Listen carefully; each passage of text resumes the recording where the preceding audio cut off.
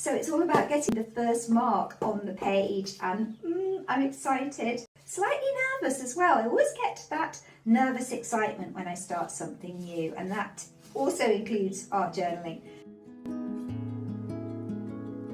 There's no time like the present to start a new art journal, and I'm starting one today.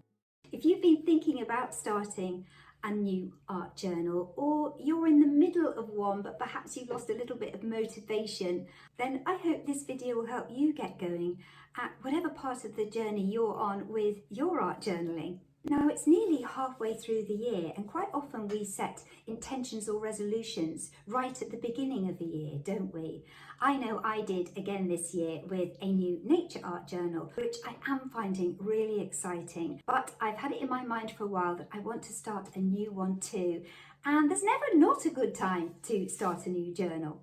Now, this one is a budget journal. It's not particularly thick, but it caught my eye because it has so many different pages inside with different textures. Now, journaling doesn't have to cost a lot of money. If you're like me and you just want to experiment and have some fun and try some loose sketching and some mixed media, different paints, then a budget one is just as good. It's going to give you just as much pleasure because it is the process.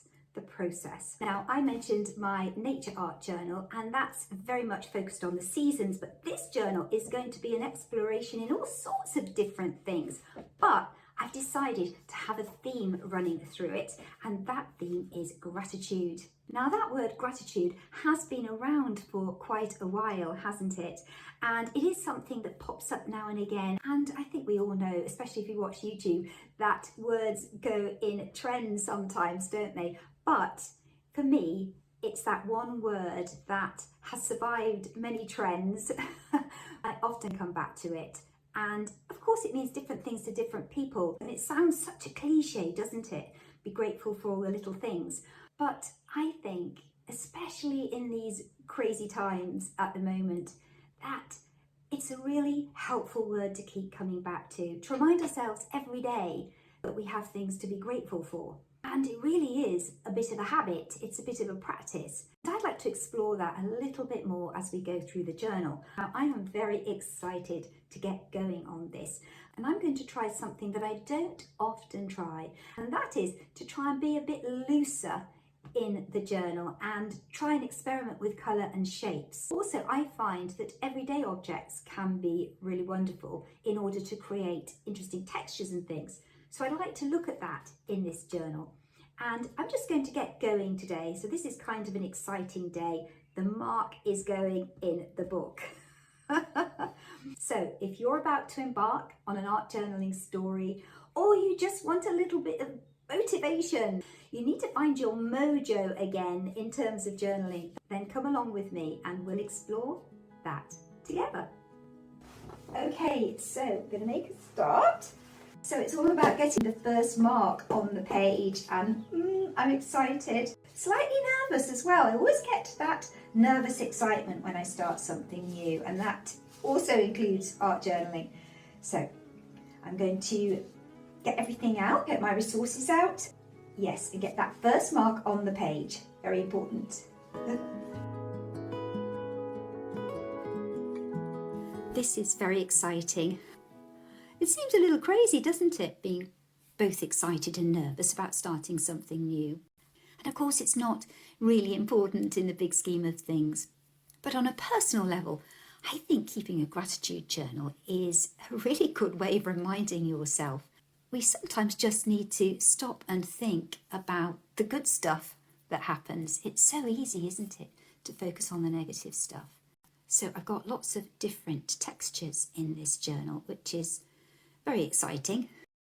And I've also been collecting collage material, and I plan in this journal to use up all the bits and pieces that I've got lying around. I like to collect material for collaging, and it's just really fun. I like to do that, but of course you don't have to do that. You can just do some sketching or some painting, or just use a couple of different mediums, but I really love to collage, and that's what I'm going to do today. And I'm just going to start with a little bit of watercolour, dropping some colours onto the page.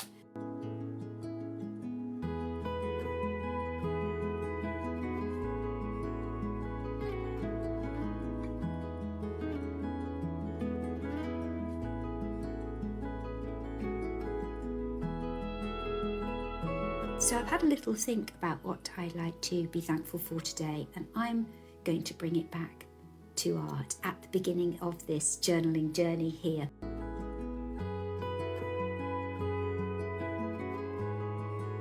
Into that wonderful world and find great joy and energy from it.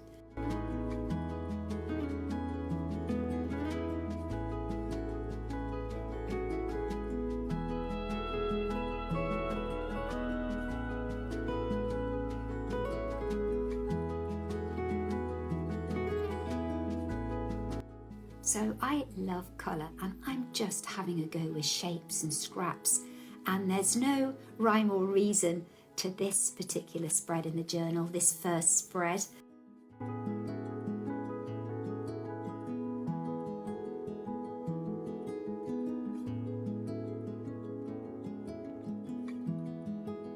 I'm just layering up, playing with shapes, playing with colour, using the lovely blank space to fill with all sorts of different things. And remember and remind myself that the imperfect is the perfect. Yes, I've talked about this quite a few times on our journaling journey. So yeah, I think it's quite important to keep that in mind. It's the process, and it's just so much fun. Anyway, I hope this has inspired you just to get going. You don't need a lot of materials. Little drawings that you might find in leaflets, bits of text.